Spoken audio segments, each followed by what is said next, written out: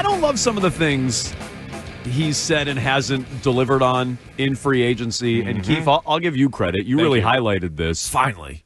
At the tail end of last week, we had talked about these comments that he made at the Combine, discussing what the Patriots are going to do going into free agency. And you hear him there talking about we can't fix everything in one day. We can't fix it all in free agency. We can't fix it all in the draft. We can't fix it all in one off season. And that's what he said in his introductory press conference. But in a separate interview, he contradicted that. Right. And does that sound like somebody we used to know? It very much does. Yeah. I don't even know how often was Mayo do. Oh, Mayo would do it. You're right. Mayo would do it. Interview with Greg, then talk to the media and say something different afterwards. Maybe it wasn't less contradicting himself, but more just walking it back. Like, I felt that way before. Now I feel differently. So Vrabel comes out and he says, yeah, we can't fix it all in one day. And, we reacted to that press conference live. We played it live here on this show. And then he did a separate interview on Sirius. And I remember us both applauding this. We're like, this is a great answer. This is something we like. This is something we want the Patriots to do. He said, we want to add enough players in free agency to say, here's the roster. We can line up and play tomorrow and then let the draft come to us. And I remember, Keefe, we were both like, great line. Awesome. That's how you should approach free agency. Line up and play tomorrow.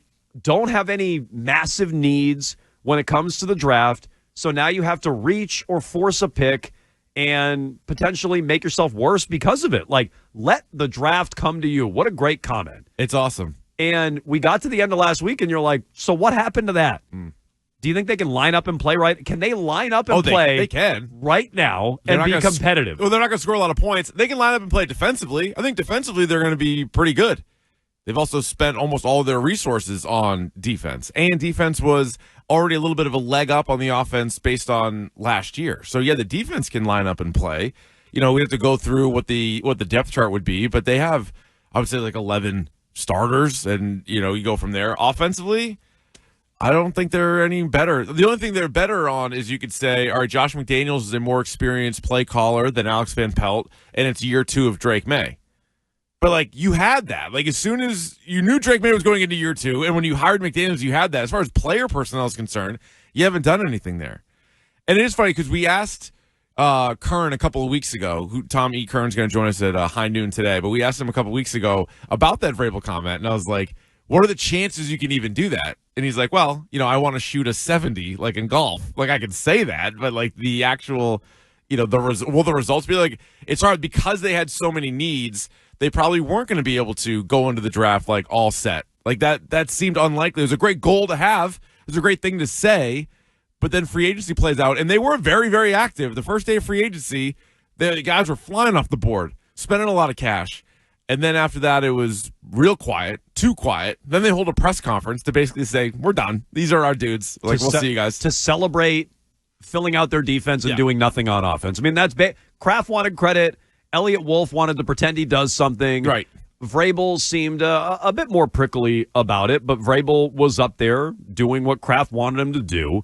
And they were celebrating, again, filling out their defense, but they still have tons of holes on offense. Tons. And they even created a new one. That was a magic act I didn't see coming. They're like, we have all these needs, and David Andrews is gone. You're like, okay, now you have more needs. So at best, I mean, they're treading water on offense. Yeah. So Vrabel said, we want to line up and play tomorrow and let the draft come to us. Have they done that? Have they delivered on that pledge? 617-779-7937. And whose fault is it if they haven't? That's your phone and text number. You can jump in on Twitter, interact there at Jones and Keefe as well. We have the Jones and Keefe bracket. 4 one-seed matchups that we pretty much have the results on today. We'll deliver those later on. We'll also have more second-round matchups for you. We're on to round 2 in the Jones and Keefe March Madness uniform bracket. You can see the full bracket at Jones and Keefe, Twitter and Instagram. And again, vote at Jones and Keefe on Twitter. You can watch twitch.tv/Boston WEEI. I'm already reading the Twitch chat there. Always a healthy chat going on. It says Jones and Drew Carter are separated at birth. How about that? Is that a compliment? Is that maybe a really nice compliment? Is that a dig at Drew Carter? Is that a compliment for me? Somebody's getting burned. I'm not quite sure who it is, but somebody's getting burned. Is it based on looks or the funny things that you guys both say? It could be that. It could be more about our delivery than our look. Yeah, I read into it as look. No, I think it's silly more me. No, it's stuff more, you guys say. It's more about our wittiness. Yeah. You can also watch on YouTube. Just subscribe to WEEI. How you feeling about Vrabel right now? Like, you seem a little annoyed at the flip-flopping Mayo-esque comments that he's made. Like, you seem more annoyed at that. Well, no, I think it's funny. Well, because I just want to be consistent, because we did point it out all the time with Mayo, so I don't think we should ignore it with Vrabel. Like, they haven't played a game yet. I do think he's a better coach, but there's a track record there. At the time, you and I both wanted an offensive coach 2 years ago. We wanted an offensive head coach this go-around. And so I'm okay with Mike Vrabel being the head coach. He wasn't my first choice. And I'm glad that he has more say. Well, let me rephrase it. Initially, I was happy that he had more say on the roster. But then when all you're doing is adding defensive players, that's kind of a head scratcher to me. Like, they need help on offense. And he's like, how about a linebacker and an edge guy that I used to coach and like a really expensive D tackle who played 48% of the snaps and another corner, which I like. I like the idea of adding another corner. But you have no receivers that are worth a damn. I like all the moves they made. I also don't like not having a left tackle or any wide receivers. Like, that's tough. I feel like you can be consistent on those things. That's tough. And I think it's funny, Vrabel really does. And people predicted this when he got hired, is he is very much in between Mayo and Belichick. Like, within the same press conference, he'll say something exactly like Belichick. And then he'll say something exactly like Mayo. And it's funny, those are the last two guys you fired. Like, if you're Robert Kraft, you fired those guys. And now you have him who kind of splits the difference. Like, he's definitely way more of a hard ass than Mayo is. But he's also the former player, something that Belichick clearly wasn't. Player for this very team. And, on the one hand, I like his sense of humor at times. Like, he seems like he can be sarcastic. But then he does get into, like, coach talk. Like, I don't know. Like, we always saw it from afar, and with him coaching with Tennessee and sort of getting under the skin of Belichick, and everybody, I was like, oh yeah, that'd be a great guy to replace Belichick here one day.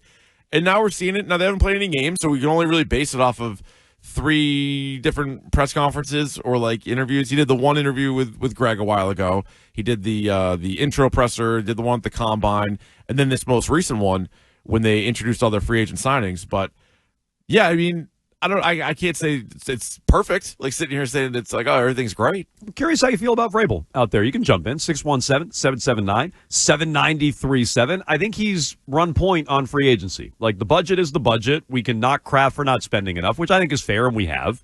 But, okay, they have spent a lot of money this offseason. They spent it all on defense. And Vrabel came out and said, yeah, we're going to be ready to play week 1. I'm sorry, we'll be ready to play right now and let the draft come to us, and they haven't done it.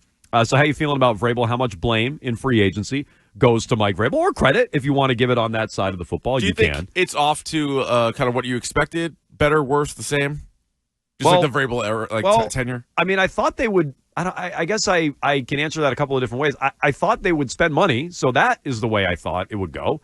I did not fathom they wouldn't sign a top 1 or 2 receiver or make a move on a receiver. Like, I didn't fathom that. Yeah. I didn't think it would be Vidarian Lowe and DeMontre Jacobs again as your tackles. Like, I didn't see that one coming going into the draft. I thought they would sign bodies at tackle. Right. And they haven't. The other side of this is there's a ton on Drake Maye. And how much can Maye handle in year 2? Now, if you want to start positive, and I love to be positive, Keith, glass half full is how I view things. Always. You got him a better coach. Yes. You got him. I didn't want him, but I will acknowledge Josh McDaniels is a better offensive coordinator than Alex Van Pelt. Yes. I didn't want him. Wasn't my pick. Wasn't the guy I'd hire, but he's an improvement. So there's better coaching for Drake Maye. The defense is going to help him more this year, where you shouldn't be down 21-0 at halftime like you were against the Texans, or just about at halftime. 28-7 and late in some of these games where Maye has to come back. Right. Or if you have a lead, maybe you actually hold it. That too. Yeah. So you're going to be in these games. Mm-hmm. The defense is an improvement. The coaching is an improvement. So it's not to say they got no help for Drake Maye. Drake Maye has been helped.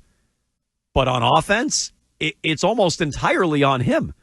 And I don't think that's the right way to develop Drake Maye in year 2. Now, if he comes out with Vidarian Lowe and DeMontre Jacobs, and it's Kendrick Bourne and Pop Douglas in the passing game, and it's Ramondre Stevenson again, and the offense takes strides, well, then look at you. You have a stud on offense, and the coaching helped and the defense helped and all these things. But I don't know that they put him in the biggest position to succeed. No, it doesn't feel that way. I don't think any really young quarterback that made that leap, whether it was from year 1 to year 2, year 2 to year 3, you look back and saw, their best receiver was Kayshon Boutte, or like of that level. even.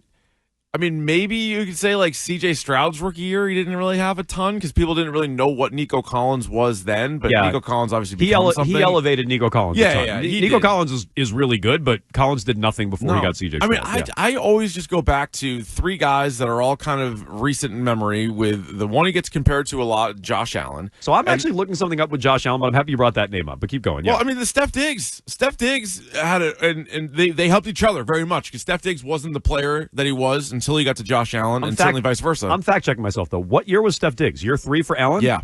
Okay, so I want to look up what his weapons year 2, but keep going. Oh, year 2? Gabe Davis?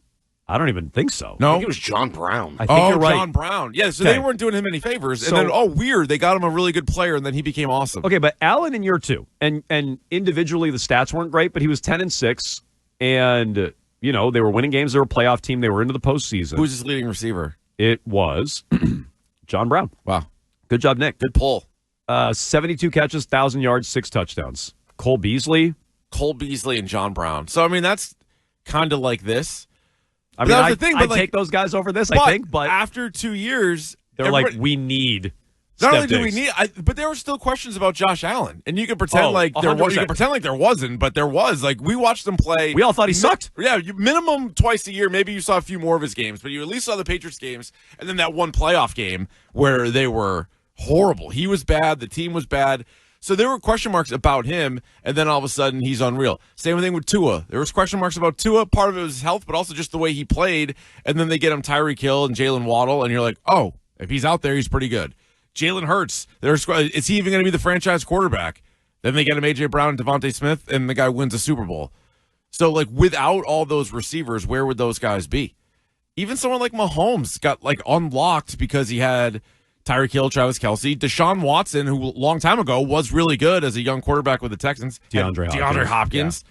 Like, I don't know how you do it with Mac Hollins as your number one receiver. Like, you're asking a lot out of Drake Maye. Even Jaden Daniels last year. Terry McLaurin's an all-pro or a Pro Bowl wide receiver.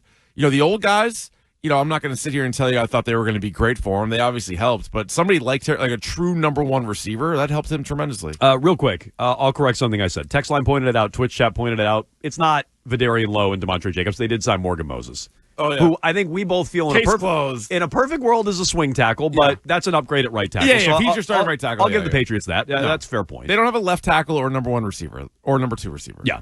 So let's start with that. Yeah. You need a left tackle. You need 2 receivers. And so is that letting the draft come to you? Doesn't feel that way. Speaking of the draft, our guy Chad Graff. Sure. Had a story today about the Patriots and the draft, and you can jump in on the job Vrabel's doing if they've put too much on Drake May's plate. Again, it's 617-779-7937. Chad Graff said, I think we can be confident in saying the Patriots would love to trade back if neither Abdul Carter nor Travis Hunter falls to 4. Okay. Kuiper has a mock out today. I like that. Hunter's falling to 4. Cam Ward is now on the betting sites like the prohibitive favorite to go 1, which is good for the Patriots. Mm-hmm. I believe the Patriots on DraftKings for sure. And I think a lot of the apps, the Patriots are the favorite to land Travis Hunter, the most likely destination for Travis Hunter at 4. I like that. So, okay, that's Graff, his way of saying, if Carter or Hunter are there, they'll take him at 4. If they're not, they want to trade back. Here's the catch. He says this draft class, where prospects number 4 through 12 all seem fairly interchangeable, is partly why it'll be so difficult to find a trade partner. So the Patriots may want to trade back and get stuck at 4 if Hunter and Carter are gone. They might get stuck at 4 because everybody kind of views 4 through 12 as similar level of prospects. And why am I going to move up from 9 if I'm the Saints if I feel like I can get a similar player at 9 that I could get at 4 and not have to give up a bunch of future draft capital? Yeah. That's why the Patriots would want to move down. They're like, we can get a similar player by moving down. Well, a lot of people don't want to move up by that same logic. Well, but what if it's the quarterback, right? That's what I would fall back on, because in this scenario, Hunter and Carter are both off the board. Mm-hmm. Therefore, Shedeur would be available at 4. Yeah. So that would be the hope. Kuiper, just for the record, sticking with his mock for a moment, he has Shedeur going 3. He has Ward 1, and he has Jackson Dart 9. So I don't think that's to the Saints. We were just talking about. I think there's going to be. I wouldn't be surprised 3 quarterbacks at all in the top 10. No, so that might be your hope. You are very, very, very much ahead of the curve on that, Keith. Thank you very much. I would say there's your hope where a team's not trading up to 4 for Will Campbell or one of the other tackles who you might want anyway. They're trading up because they want to block somebody from taking that second quarterback. So that's why.